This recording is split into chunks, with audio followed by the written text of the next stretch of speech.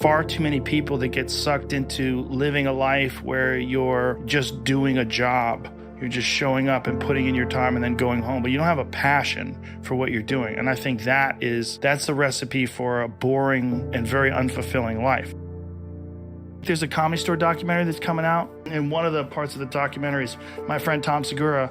When he first started doing my podcast, he would be leaving and he would talk to Red Band. He's like, what the fuck is he doing? Yeah. Like, why is he doing this? Like, who's listening? He's like, oh, some people like it. It's like, fucking nonsense, waste of time. In the documentary, it shows like 2,000 views, like one of the early Ustream episodes. When I was a young teenager, I was getting no views, had no money, had no equipment. My first couple hundred videos, I didn't have a microphone. I mean, I was just doing video game videos and they were terrible. I just kept going and going. Up until 18, I had been doing YouTube pretty religiously, but I was making no money. My whole life, I was like, I want to be making enough money by the time I graduated to do this full time. And I wasn't. I'm not one of those famine thinkers. I think the opposite. I'm like, you could do it, anybody could do it. I'm never like, man, it might not be enough for everybody. Failure is a big one that people are afraid of, but failure is one of the most important things you could ever have as far as like the motivation to do things differently. One of the reasons why I think that I'm good at friendships and relationships is because I've failed at them in the past. One of the things that I'm good at comedy is because I bombed on stage. One of the reasons why I'm good at work is because I've been a shitty worker in the past, and I know the feeling of failure, the feeling of shame, of being like a weak, non-motivated, lazy person. It's a weak feeling. You don't respect yourself. I have failed many times, 36 times that I counted, and that's just in the business realm. Failures in real estate, physical businesses, internet businesses, startups. I've got intellectual property failures, movies, television shows that didn't work out. Got just about every kind of failure. We all go through hard times. We all go through depression. We all go through doubt and moments in your life where it's really difficult and you're trying to figure out what your path is going to be. It's hard as shit. That is what makes you a person. And those difficult moments are what build your character.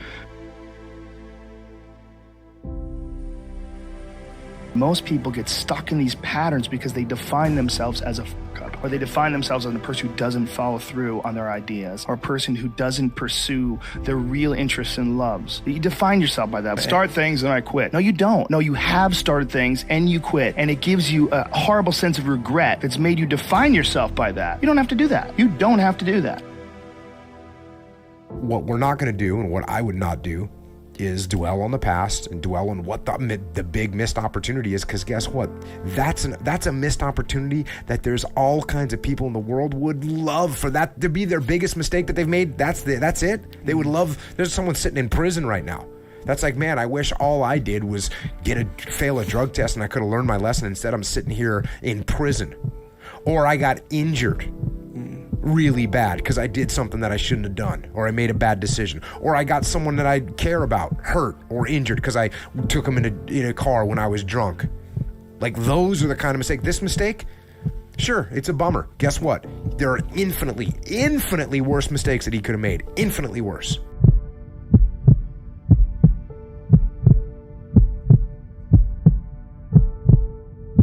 You can make mistakes that you can't come back from, especially as a kid. They're pretty rare, right? There's not too many mistakes that are so grievous that you can't recover from them. You can do so much good.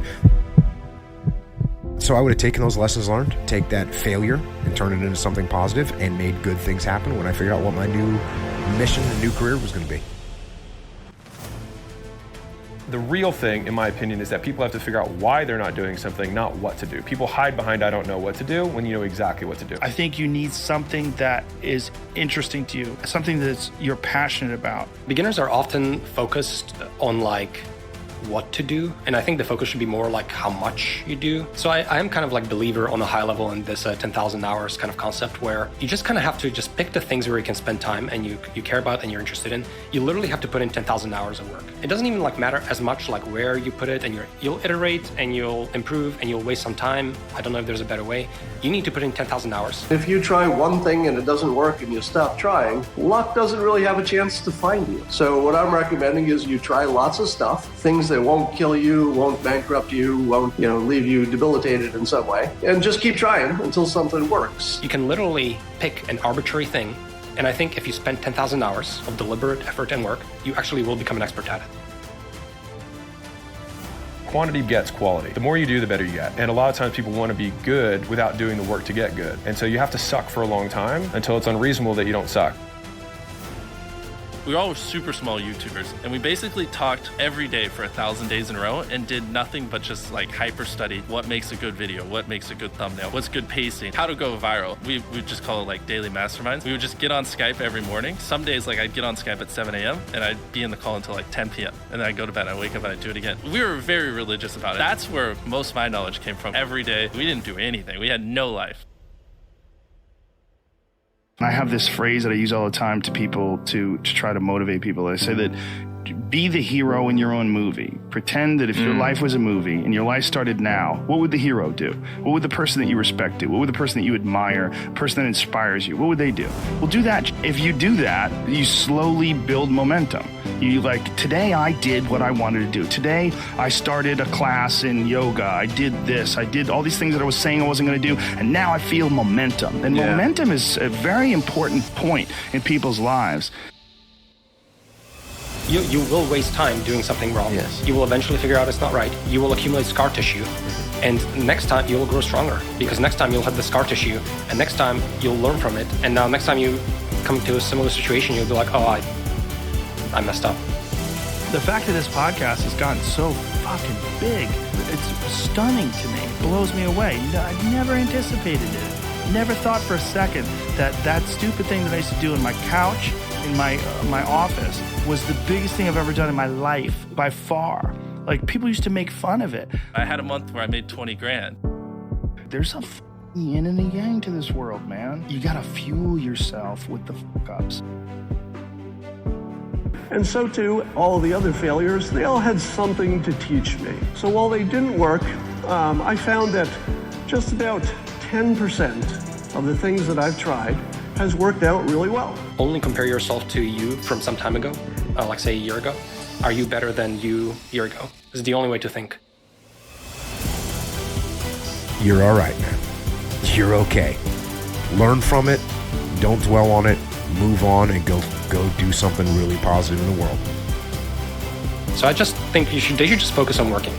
What have you done? What have you done last week?